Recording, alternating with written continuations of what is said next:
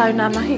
Ko te whakarite kinaki ahau mō ngā tio nei, ka mutu I roto I tēnei kinaki he utu. Ai. Kia hai pērā ai? Nā aroha I pana I te wai. Ka mutu, ko aroa nei te wai, kimi utu ana ahau. Ka whai. Kaitoa. Ko te āhua o taku utu, ko tēnei. Ana, karawhiua, mo te he motonu atu. He hara nui tērā. No reira, e whakahoki ana I te hara. Ka pai, ka nui pia tērā, ka mātia pia I tērā. Te awhanei, ko hoki mai a aroha. Kia ora! Kia ora! Ko mai te waina.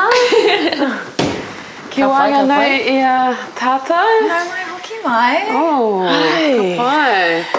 Ia hana kaurua? E whakamātautau ana I ngā kinaki, he reka rawa atu. Tēnā. He mea wera? He kinaki wera tēnei? Okay. Ai, koe e whakamā. Kau e whakamā. Kau e whakamā? Alright. Kaingia te katoa. Whakamā.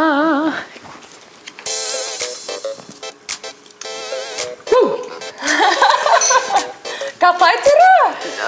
He kinaki no te kinaki. Inu mia. Kei te pēhea. Kei te pēhea te waha. Ko mahuika kei te waha I te Ka noho ai. Ai. Ka noho ai ki te remona noiho.